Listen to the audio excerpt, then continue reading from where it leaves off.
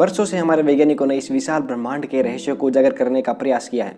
ये ब्रह्मांड कितनी दूरी तक फैला हुआ है, क्या ब्रह्मांड का कोई छोर है या ये अनंत है? ये सवाल आज से नहीं बल्कि ये सवाल तब से हमारी जहन में है जब से हमने अपनी धरती और गैलेक्सी के बाहर झांकना शुरू किया है और हमने इस सवाल के जवाब के लिए बेहिसाब प्रयत्न भी किए हैं। अंतरिक्ष के कई रहस्यों से पर्दा हटाने के लिए हबल टेलीस्कोप ने बेहतरीन काम किया है। दूर दराज तक फैली आकाश गंगाओं की बात हो या फिर तारों या ब्लैक होल्स की, इस स्पेस टेलीस्कोप ने बहुत से रहस्यों से पर्दा उठाया है। इस टेलीस्कोप ने अपनी यात्रा के दौरान 13.2 बिलियन साल प्रकाश वर्ष दूर स्थित ऑब्जेक्ट की फोटो भी ली है। शक्तिशाली मिरर और कैमरे के कारण हबल हर वो काम कर सकता है जो धरती पर लगे विशालकाय टेलीस्कोप भी नहीं कर सकते हैं। तो आइए जानते हैं कि कैसे हबल टेलीस्कोप अरबों प्रकाश वर्ष दूर आकाश गंगा की सटीक इमेज लेता है और किस तरह वैज्ञानिक उस गैलेक्सी की दूरी और उम्र का पता लगा पाते हैं। So let's explore.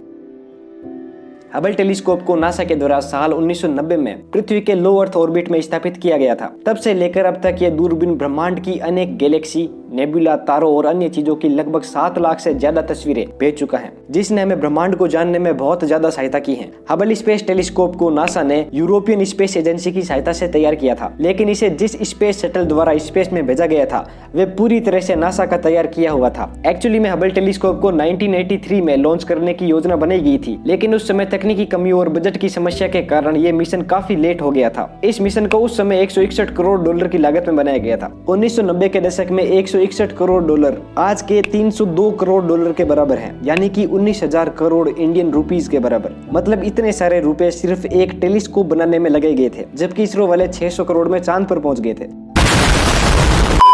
इतने पैसे खर्च करके जब इसे 1990 में लॉन्च किया गया तब वैज्ञानिकों को इसके अंदर कई बड़ी कमियां नजर आई। एक्चुअली में हुआ यह था कि इसका जो मेन मिरर था उसको इन्होंने कुछ ज्यादा ही पॉलिश कर दिया था। मिरर के किनारों को ज्यादा पॉलिश करने की वजह से ये समतल हो गया था। इससे टेलीस्कोप का फोकस पॉइंट बिगड़ गया था, जिसकी वजह से अब साफ इमेज नहीं ली जा सकती थी। अब इसके बाद नासा के पास सिर्फ 2 ही रास्ते थे। पहला तो ये कि इस मिशन को वहां पर ही बंद करके उसे भूल जाएं, या फिर इससे सभी परेशानियों का सामना करते हुए इस टेलीस्कोप को फिर से ठीक करें। और इसके बाद नासा ने 1993 में पृथ्वी से एक टीम को अंतरिक्ष में इस टेलीस्कोप को ठीक करने भेजा। यह काम बहुत मुश्किल था। इसके लिए एस्ट्रोनॉट्स ने 20 महीने की खास ट्रेनिंग भी ली थी। लकीली हबल टेलीस्कोप को इस तरह से तैयार किया गया था कि इसके कोई भी पार्ट में खराबी आने पर उसे फिर से ठीक या रिप्लेस किया जा सके। और इसके बाद इस टीम ने इस टेलीस्कोप को ठीक कर दिया था, जिससे करोड़ों डॉलर बर्बाद होने से बच गए थे। 3 साल के बाद जब दुनिया ने इसकी पहली तस्वीर देखी तो वो दंग रह गए थे। अब ये टेलीस्कोप हर रोज 10 से 15 GB तक का डाटा पृथ्वी पर भेजता है। हबल टेलीस्कोप सिर्फ ब्लैक एंड व्हाइट तस्वीरें ही ले सकता है, जो कि कुछ इस प्रकार से दिखाई देती है।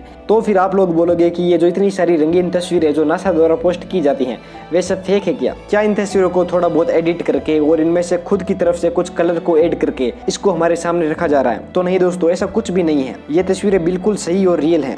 एक्चुअली में होता यह है कि हबल टेलीस्कोप कई प्रकार के अलग अलग फिल्टर का यूज करता है। इसको RGB फिल्टर कहते हैं, यानी रेड, ग्रीन और ब्लू फिल्टर। इन फिल्टर को मिक्स करके ही एक ऑब्जेक्ट की रंगीन तस्वीर को बनाया जाता है। कोई भी ऑब्जेक्ट की एक रंगीन तस्वीर निकालने के लिए उनमें इन्हीं 3 RGB फिल्टर का यूज किया जाता है। जैसे कि अभी आप ये सैटर्न प्लैनेट की ब्लैक एंड व्हाइट इमेज को देख सकते हैं। अब जब इनमें रेड, ग्रीन और ब्लू फिल्टर को लगाया जाता है तो इस ऑब्जेक्ट की रियल और रंगीन इमेज सामने निकल कर आती है। एक ऐसा ही एग्जांपल आप जुपिटर का भी ले सकते हैं। जब जुपिटर की कलरलेस इमेज के ऊपर रेड, ग्रीन और ब्लू रंग के फिल्टर बारी बारी से लगाए जाते हैं तो इस प्लैनेट की कलरफुल इमेज हमारे सामने बनकर आती है। ठीक ऐसा ही काम हबल स्पेस टेलीस्कोप के द्वारा किया जाता है। जब ये telescope black and white image को पृथ्वी पर भेजता है तो फिर इस इमेज को फोटोशॉप या फिर कोई दूसरे एडिटिंग सॉफ्टवेयर के द्वारा एडिट करके इसके ऊपर रेड, ग्रीन और ब्लू रंग के फिल्टर लगे जाते हैं। इसी कारण से हमें इतनी साफ और रंगीन इमेज दिखाई देती है। हबल टेलीस्कोप ने अपनी यात्रा के दौरान कई सारी गैलेक्सी की तस्वीरें भी ली हैं, जिसमें से एक मशहूर गैलेक्सी है पिनव्हील गैलेक्सी। ये आकाशगंगा पृथ्वी से 2.5 करोड़ प्रकाश वर्ष की दूरी पर स्थित है।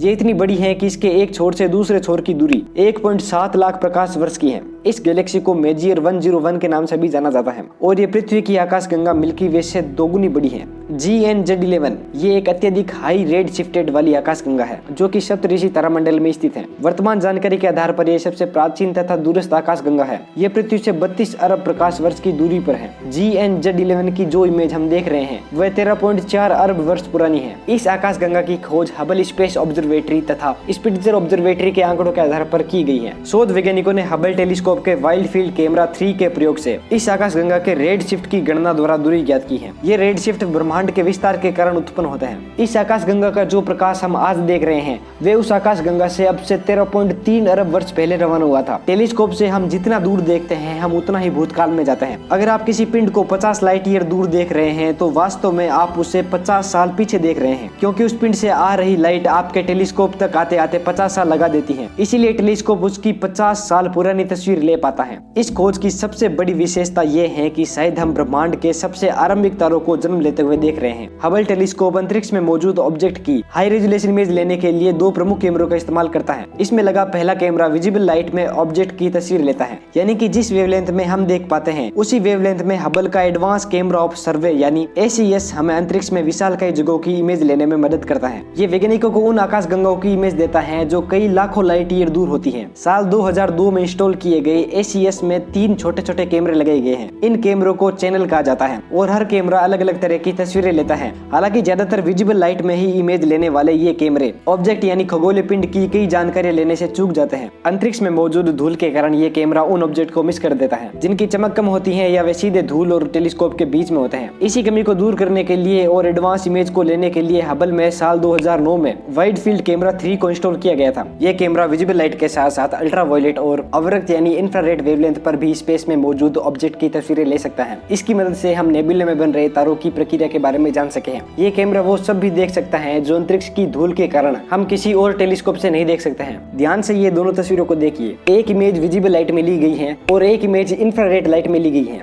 देखिए इनमें कितना ज्यादा फर्क है। विजिबल लाइट इमेज वो इमेज है जो हम अपनी आंखों से स्पेस में देखते हैं। यहाँ तुलना करेंगे तो आप देखेंगे कि विजिबल लाइट में ली गई इमेज में बहुत धूल मौजूद है और नेबुला में मौजूद कई तारे भी गायब हैं। हम केवल उन्हीं तारों को देख पा रहे हैं जो बहुत ज्यादा चमकीले हैं। वहीं अब आप इसी नेबुला की इंफ्रारेड इमेज को देखिए। आप साफ धूल के बीच में मौजूद तारों को भी देख सकते हैं। आप यहाँ बन रहे तारों और उन आकाशगंगाओं को भी देख सकते हैं जो इस नेबुला की वजह से हमें दिखाई नहीं दे रही थी। अपनी इसी खूबी के कारण वाइड फील्ड कैमरा 3 2009 से अब तक हबल का प्रमुख कैमरा बना हुआ है और लगातार अंतरिक्ष में मौजूद पिंड की सटीक तस्वीरें भेजता है। इसकी मदद से हम ब्रह्मांड की कई घटनाओं को देख सकते हैं। हमने गैलेक्सी के बनने की प्रक्रिया से लेकर सौर मंडल के ग्रहों का जन्म और तारों को सुपरनोवा धमाके के साथ खत्म होते हुए देखा है। तो दोस्तों आज के इस वीडियो में हमने ब्रह्मांड की कुछ बहुत पुरानी तस्वीरों को देखा है। इसके साथ ही हमने हबल स्पेस टेलीस्कोप के बारे में जाना है कि ये कैसे काम करता है। अगर आपको इस वीडियो से कुछ सीखने को मिला है तो आप इससे अपने दोस्तों के साथ जरूर शेयर करें। मैं मिलता हूँ आपसे अगली ऐसी इंटरेस्टिंग वीडियो के साथ। तब तक के लिए थैंक्स फॉर वॉचिंग।